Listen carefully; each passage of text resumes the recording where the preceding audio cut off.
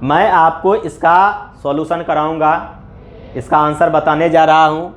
यहाँ पर बताया जा रहा है, उसने कहा था कहानी में पलटन का विदूषक कौन था, तो पलटन का विदूषक इसमें जो हो जाएगा, पलटन का विदूषक ये ऑप्शन फर्स्ट में कहता है लहना सिंह, ऑप्शन सेकंड कहता है वजीरा सिंह, हजारा सिंह या फिर कीरत सिंह।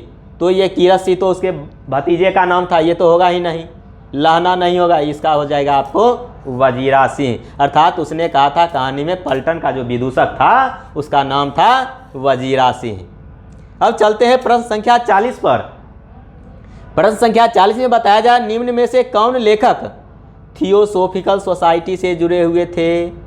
तो थियोसोफिकल सोसाइटी से कौन से लेखक जुड़े हुए थे, तो थियोसोफिकल सोसाइटी जैसो आपको मैं बता दूं कि थियोसोफिकल सोसाइटी से जो जुड़े हुए हैं ये हैं जे कृष्णमूर्ति, ये थियोसोफिकल सोसाइटी से जुड़े हुए थे। अब है प्रश्न संख्या 41, उदय प्रकाश।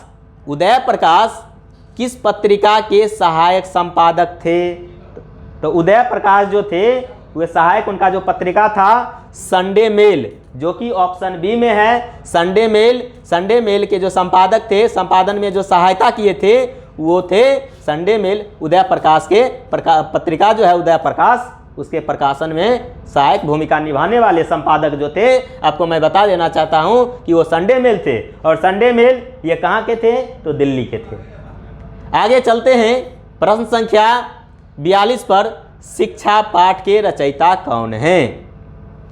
शिक्षा पाठ के रचयिता कौन हैं, तो मैं बता देना चाहता हूं शिक्षा पाठ के ऑप्शन दिया गया है मोहन राकेश, सच्चिदानंद हीरानंद वात्स्यायन, मलयज, जे कृष्णमूर्ति। तो ये जो हैं सच्चिदानंद हीरानंद वात्स्यायन ये तो रोज शीर्षक कहानी के जो रचनाकार हैं, तो ये तो होंगे ही नहीं।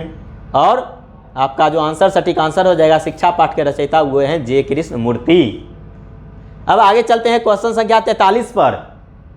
क्वेश्चन संख्या 43 बताया जा रहा है आपको कि तिरछी कहानी किस शैली में लिखी गई है। तो ये तिरछी कहानी ऑप्शन दिया है यात्रा वृत्तांत, सेकंड ऑप्शन दिया है आत्मकथा शैली में, उसके बाद दिया संस्मरण में, और ये दिया है फंतासी में। तो मैं बता देना चाहता हूँ कि ये 43 का जो आंसर होगा, ये तिरछी कहानी जो है एक आत्मकथा शैली में प्रस्तुत किया गया है, आत्मकथा के बारे में बताया गया है। तो इसका आपका आंसर हो जाएगा जैसो आत्मकथा शैली, यानी कि तिरछी कहानी की शैली जो जिस शैली में लिखी गई है वो हो जाएगा आत्मकथा शैली। आगे बताया जा रहा है जिसमें ये आत्मकथा शैली में जो है यथार्थवाद को प्रदर्शित किया गया है, यथार्थवाद को प्रयोग किया गया है। अब आगे चलते हैं, अर्थात इसका आंसर बी हो जाएगा, 43 का आंसर बी हो जाएगा। चलते हैं 44 नंबर क्वेश्चन पर। मलयज का पूरा नाम है, तो मलयज का पूरा नाम क्या है, ऑप्शन दिया है नरपत श्रीवास्तव, सेकेंड ऑप्शन देता है राहुल श्रीवास्तव, थर्ड ऑप्शन देता है निर्मल जी श्रीवास्तव, और आगे देता है भरत जी श्रीवास्तव। तो मलयज का जी का पूरा नाम जो था वो था भरत जी श्रीवास्तव। आगे चलते हैं प्रश्न संख्या 45 पर। प्रश्न संख्या 45 कहता है देहरादून में अप्रेंटिस की नौकरी किस लेखक ने की थी। तो देहरादून में अप्रेंटिस की जो नौकरी किए थे वो थे मलयज साहब देहरादून में अप्रेंटिस की नौकरी किए थे। अब चलते हैं आगे प्रश्न संख्या 46 पर। प्रश्न संख्या 46 कहता है कि नामवर सिंह द्वारा लिखित प्रगति और समाज क्या है। कि नामवर ये कवि हैं, इनके द्वारा जो रचना किया गया है प्रगति और समाज, ये क्या है। इसका ऑप्शन आप लोगों को अभी दिखा देना चाहता हूँ कि इसके ऑप्शन में क्या सब है। यानी कि प्रगति और समाज ये किनके द्वारा रचना किया गया है, ये किनके द्वारा लिखा गया प्रगति और समाज।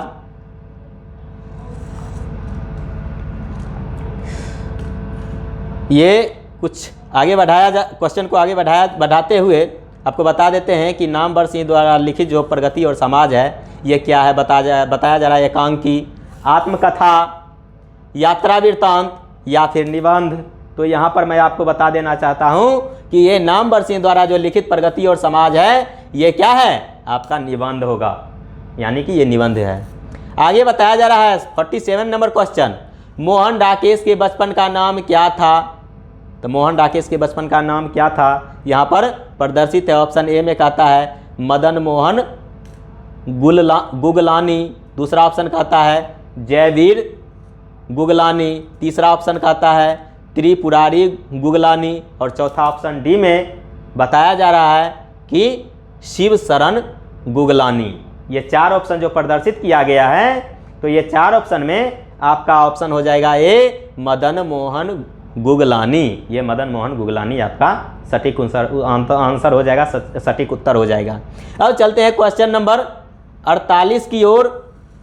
बालू की ओर डगरों के बीच खोई सी रह गई है, ये धाराएं जो कभी वनश्री के ढके वक्ष स्थल में निकलती रहती हैं, प्रस्तुत पंक्ति किस पाठ से लिया गया है? इसके बारे में मैं आप लोगों को ये क्वेश्चन जो 48 नंबर बना हुआ है, इसका आंसर अगले दिन टिक करूंगा। इस क्वेश्चन में कुछ कन्फ्यूजन है, उसको दूर करूंगा। उसके बाद आप लोगों का सेकंड जो वीडियो मेरा आएगा उसमें आप लोगों को दिया जाएगा इसका आंसर, मेरे द्वारा जैसे इसका व्याख्या किया जाएगा, इसे समझाया जाएगा। चलते हैं क्वेश्चन नंबर 49 की ओर। जगदीश चंद्र माथुर द्वारा लिखा गया ओ सदानीरा कैसा निबंध है? तो जगदीश चंद्र माथुर द्वारा जो यहाँ पर दिया गया सदानीरा निबंध, ये आपका ऑप्शन में दिया है व्यंग्यात्मक है, व्यक्ति भाव और वस्तु प्रधान है, हास्य प्रधान है, या फिर ललित प्रधान है। तो मैं आप लोगों को बता देना चाहता हूँ कि ये जो है जगदीश चंद्र माथुर द्वारा जो लिखा गया है वो सदानीरा, ये जो निबंध है ये व्यक्ति भाव और वस्तु प्रधान है। तो आपका आंसर सटीक आंसर हो जाएगा आंसर बी। चलते हैं क्वेश्चन नंबर 50 पर। क्वेश्चन नंबर 50 में कहा जा रहा है सूरदास, ये सूरदास जी जो हैं नाम से ही स्पष्ट है कि इनकी दृष्टि जो थी वो खोई हुई दृष्टि थी, अर्थात इनको दिख नहीं रहा था। फिर भी आप लोगों को जानकर अचरज होगा कि ये जो रचना किए हैं सूरदास जी किस प्रकार रचना कर दिए। तो हमारे भारतवासी जो हैं, भारत में ऐसे ऐसे बहुत सारे विद्वान पैदा हुए हैं, बहुत सारे ऐसे महापुरुष पैदा हुए हैं जो इस तरह के अपना काम किए हैं। जैसे कबीर जी निरक्षर थे, फिर भी जो है सो कितना कविता की कितने पद की रचना कर दिए, कहना मुश्किल है, और अच्छे अच्छे पद की रचना किए। जिसकी रचना किए वो वर्तमान समय में, रचना आज से बहुत दिन पहले किए, लेकिन वर्तमान समय में उनका नियम लागू होता है, उनका कथन जैसो उनकी उक्ति अभी भी वर्तमान समय में प्रदर्शित है। तो उसी प्रकार एक सूरदास जी भी हैं। बताया जा रहा है सूरदास किस भाषा के महान कवि थे। तो मैं आप लोगों को बता देना चाहता हूँ कि सूरदास भगवान श्री कृष्ण के बारे में बताए हैं, और भगवान श्री कृष्ण की जो जन्मस्थली है ब्रज प्रदेश है, वृंदावन है, वहाँ की जो भाषा है वहाँ ब्रज भाषा बोली जाती है। तो सूरदास जो कवि हैं वो ब्रज भाषा के कवि हैं। अब क्वेश्चन नंबर 50 तक हम लोग आ चुके हैं। अब आप लोगों को आगे जो व्याख्या कराऊंगा, नेक्स्ट क्लास में व्याख्या कराऊंगा, नेक्स्ट वीडियो में आएगा। तब तक के लिए आप लोगों को जय हिंद। ये मॉडर्न साइंस कोचिंग का जो यूट्यूब चैनल है, इस पर आप लोगों का हार्दिक स्वागत है। इसको देखें, कमेंट करें, लाइक करें, शेयर करें एंड सब्सक्राइब करें। धन्यवाद।